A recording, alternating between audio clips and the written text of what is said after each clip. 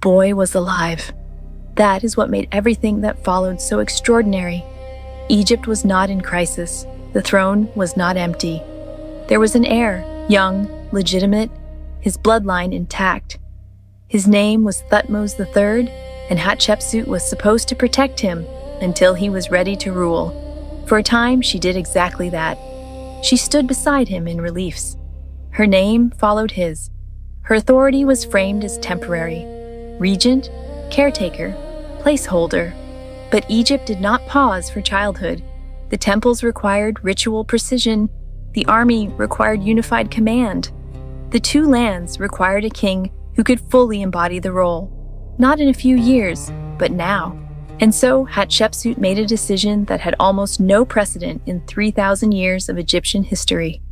She would not rule as queen, she would become king. Her name was Hatshepsut, and Egypt, remarkably, and with no record of revolt, accepted her. To understand how extraordinary this was, you have to understand what Egyptian kingship actually meant. It was not political leadership in any modern sense. It was cosmic maintenance. The pharaoh was the living intermediary between the gods and the land. He upheld Ma'at, the divine order that kept flood cycles regular, harvests reliable, borders defended, and the universe itself from unraveling. Every temple ritual, every military campaign, every monument built was an act of cosmic responsibility, and every image of that role, accumulated over millennia, was male. Not because women were considered unintelligent or incapable. Egyptian elite women could own property, initiate divorce, manage estates, hold significant administrative roles. But kingship had been ritually and visually encoded as masculine for so long that the iconography had become almost theological. Hatshepsut did not try to dismantle that system. She stepped directly into it. The transformation happened in stages, and it is visible in the archaeological record in a way that is genuinely fascinating. Early in her reign, she appears in feminine dress, a queen performing kingly functions. Gradually, the iconography shifts. She adopts the kilt, the false beard, the double crown. Temple reliefs begin to depict her with a male torso, male regalia. Some inscriptions use masculine grammatical forms, and yet, and this is important, feminine verb forms survive in others. She did not erase herself. She layered her identity over the institution. This was not spectacle or confusion. It was theology deployed as politics. To be accepted as Pharaoh, she had to look like Pharaoh. And she went further than appearance. Temple reliefs at Deir el-Bahari depict her divine conception, the god Amun himself visiting her mother, declaring Hatshepsut chosen before her birth. If Amun had selected her, opposition didn't just become politically difficult, it became impiety. Legitimacy in Egypt was not assumed, it was constructed, and she built it with extraordinary precision. But the boy remained. Thutmose III was not imprisoned or sidelined in disgrace. He retained his royal titulary throughout her reign. He trained with the military, he led campaigns. He was, by all evidence, being prepared for exactly the rule he would eventually exercise. What that court actually looked like, the daily negotiations, the competing loyalties, the commanders who served her while watching him grow, we can only partially reconstruct. Egyptian records were curated. Descent was not typically preserved in stone. What we can observe is that she ruled for over 20 years, and the monuments got larger, not smaller. Her inscriptions grew more confident over time.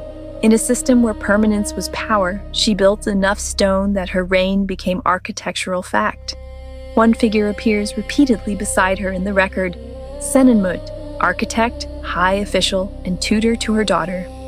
His prominence sparked ancient speculation. We do not know the nature of their relationship. What we do know is this: he rose with her power and disappeared from the record as it waned. Her reign was not defined by military conquest. It was defined by something arguably more difficult to sustain: prosperity during stability. The expedition to Punt, a trading mission to a land the Egyptians considered semi-mythical, returning with myrrh trees, ebony, ivory, and living animals, was recorded with obvious pride across the walls of her temple. It was not just commerce, it was demonstration. A reign that could reach that far, that could bring back wonders, was a reign that deserved to continue. The obelisks at Karnak, still partially standing today, were among the tallest ever erected in Egypt. She had them sheathed in electrum, gold and silver alloy, so they would catch the sun and be visible for miles. She was not governing quietly. She was governing loudly, permanently, in stone and precious metal. Prosperity reinforces legitimacy. A stable economy discourages disruption. She made herself very difficult to remove. The erasure is the part of her story most people get wrong, and it matters to get it right. It did not begin when she died. For nearly 20 years after her death, Thutmose III ruled successfully, expanding Egypt's military reach, winning campaigns that would cement his reputation as one of Egypt's greatest warrior pharaohs. Her monument stood, her name remained. Then, late in his reign, the erasure begins. Cartouches chiseled out, statues broken and buried, reliefs recarved with his image or his father's. It was systematic, selective, and notably, not chaotic. This was not the rage of a man who had been waiting decades to destroy her memory. It was administrative, purposeful.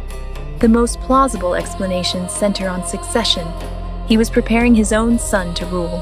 An unbroken line of male kings was ideologically cleaner than a record containing a female pharaoh with no obvious precedent. She had become, from a record-keeping perspective, an anomaly that needed correcting. What's telling is the effort required. Her memory had been established deeply enough that removing it took sustained, organized work. You don't spend that much effort erasing something that didn't matter. We cannot know her internal life. But consider what the record actually shows. A woman who ruled inside a system that had not imagined her for over 2 decades beside a living male heir with his own claim and his own growing military reputation in a court full of people with competing interests, and she held it together. She did not merely survive, she governed. She died before her memory was dismantled. Whatever came after was someone else's decision about the past, not a verdict on what she had actually built. Her temple still stands at Deir el-Bahari. Her obelisks still rise at Karnak. Her name, once systematically removed from stone, is spoken again. In classrooms, in documentaries, in conversations like this one. The erasure failed. This was Hatshepsut, not a queen ruling from behind the throne, a pharaoh who made herself so permanent that 3,000 years of effort couldn't finish the job of removing her.